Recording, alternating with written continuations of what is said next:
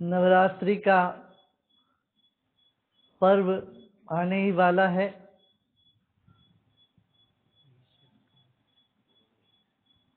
ये सब पर्वों में हम ये भौतिक जो दृष्टिकोण है जिसमें हम फंसे रहते हैं, इससे अपने नजर को ऊपर उठाकर अलौकिक जगत की ओर देखना चाहिए। एक अलौकिक जगत है, वही सत्य है, तो उस तरफ अपना नजर उठा के देखने के लिए ही ये सब पर्व है। इन पर्वों में वैसे तो परमात्मा नित्य है, निरंतर है, हमेशा है, सब जगह है, सर्वत्र है, सर्वदा है। मगर इन पर्वों के समय पर क्या होता है, जो आम व्यक्ति, आम आदमी दिन भर के झंझटों में फंसे रहते हैं,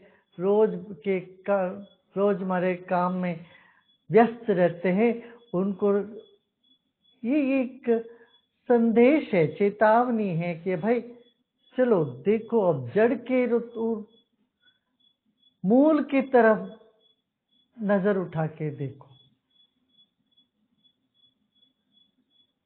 हाँ? शाखाओं पर, फूल पत्तों पर तो फंसे हो, अब जड़ को पानी दो, नीचे जरा झुक के देखो, ये कह रहे हैं। इसीलिए हमारे जो आर्ष संस्कृति में साल भर में कई त्योहार जो देवाराधन के लिए निश्चित करके रखे हैं, इन देवाराधनों के समय पर अपना अंतर्मुखी होए और सब जो घटनाक्रम हमको दिखता है समाज में, जीवन में जो घटनाक्रम दिखता है, इन सब के मूल में कुछ और है, बात है, रहस्य है। वहां के ओर आपका ध्यान आकर्षित हो जाए, यही उद्देश्य है।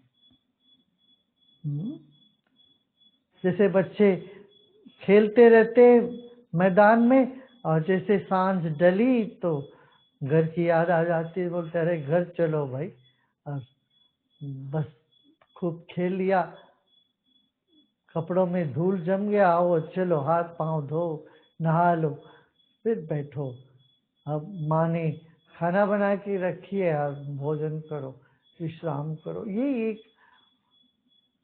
प्रथा है, वह वैसा ही है कि हम अपनी आशाओं में, निराशाओं में थक जाते हैं। वो थके हुए मन को आत्मा की ओर ले जाने का पर्व ही नवरात्र पर्व है।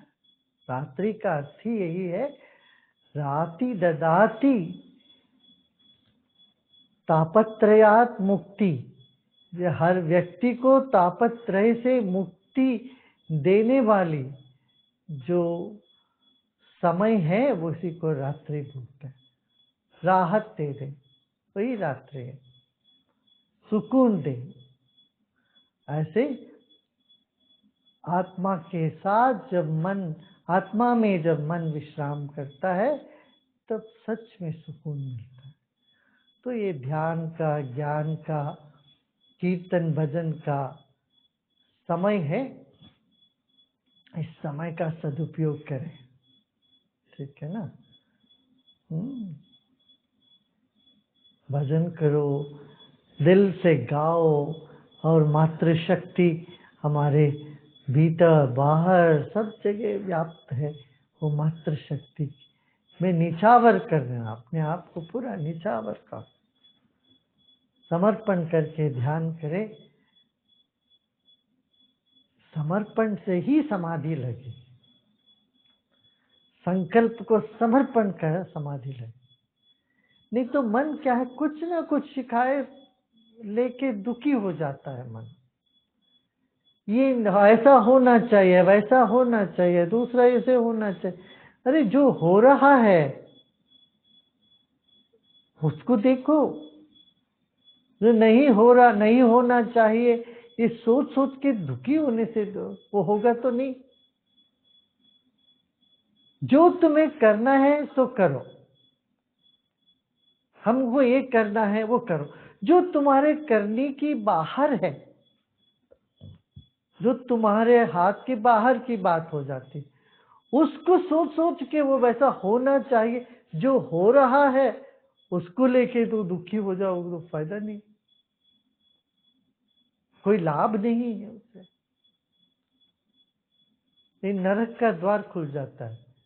क्या बाकी सब लोग ऐसा होना चाहिए, दूसरे वैसे व्यवहार करें, दूसरों के व्यवहारों को देख देख के तुम दुखी हो जाते, इससे प्रगति नहीं होगी। अरे एक शक्ति है, माँ की शक्ति है, बड़ी शक्ति है, वो देख लेगी, उसका काम है सबको ठीक करना। तुम थोड़ी ना ठेके लेके बैठे हो दुनिया भर के सबको ठीक करने में। सबको ठीक तो तुम कर ही नहीं सकते, कहाँ कर पाओगे? अरे खुद के मन को खुद को ठीक नहीं कर पाओ तो सबको ठीक करने में लगे। सबको ठीक हो जाए, बाकी लोग हमारे मुताबिक चले, हम जैसे चाहें वैसे सब व्यवहार करें, ये सही है ये गलत है, ये सब चीजें भर करके हम अपने दिमाग को खराब करते रहते दिन रात। अब ये समय है, ये सब समर्पण कर दो। इसलिए वो देवी भागवत में वो है ना, कहते एवमेव त्वया कार्यम अस्मद्वैर विनाशम। सनातन धर्म में यही है। हम भगवती को कहते, भगवती तुम्हारा काम है मेरे वैरी को तुम देख लो, मैं नहीं कुछ करने वाला, मैं तो तुम्हारा अपना हूं, तुम करो जो करना हो। इस तरह से समर्पण करके हम बैठते हैं, इससे समाधि लगती है, और समाधि लगते सब कार्य सिद्ध होने लगता है। सब कार्य की सिद्धि का रास्ता ही यही है, मूल ही यही है। समाधि लगाओ, ध्यान करो, और तुम भजन सुनते सुनते समाधि में चले जाओगे, मंत्र सुनते सुनते समाधि लग जाएगी। अपनी सारी व्यथा खता सब समर्पण करके तुम समाधिस्थ हो सकते हो। जो करना है वो करके समाधि में चले जाओ, जो नहीं कर सकते उसको छोड़ के समाधि में चले जाओ। जो जैसा हो रहा है उसको होने दो, अपने मुताबिक सब चले, ये आग्रह छोड़ के समाधि में बैठ जाओ। ऐसे समाधि में जाने के बाद ही विजय की प्राप्ति होगी, तब विजयदशमी होता है। 9 दिन तक कैसे तपस्या करे, कोई आराधना करे, समाधि लगाए, ध्यान करे,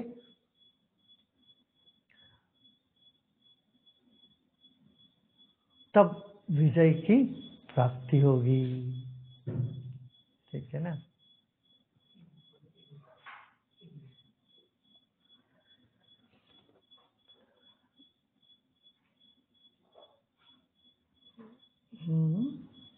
There are some things you can do, you do them, and some things you cannot do, and those things you cannot do, thinking about it, it's not happening, you only make yourself miserable. And we get miserable looking at others' behavior. You cannot correct everybody.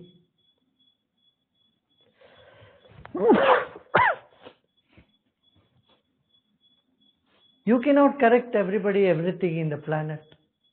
Whatever you can do, you do, and let go. In letting go, you experience samadhi. Yeah? Offering all that good qualities and bad qualities you have to the Divine Mother, you get into deep meditation. So, this is the time to take that deep inner spiritual rest. You know, our mind is tired with desires, with cravings, with do's and don'ts, rights and wrongs. All these things are getting into our head and we get into a mess. Now this is the time to just drop everything. And when we could drop everything and repose in ourselves, the samadhi, deep meditation happens. And that is the basis of all success in life. Here we pray to the Mother Divine, say, whatever is right, it is your job to maintain it. Whatever is wrong, it is your job to correct it. I am neither here to correct anything or desire anything. You know what is best for me.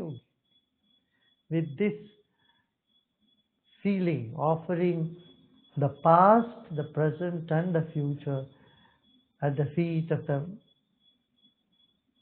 the infinite power, to the infinite power, we repose in ourselves. And that is Navratri, which gives deep rest to our mind, our soul. Because our soul is longing for rest. It's tired with all these cravings, all the rights and wrongs and concepts that we are struggling in our life. So enjoy the Navratri celebrations.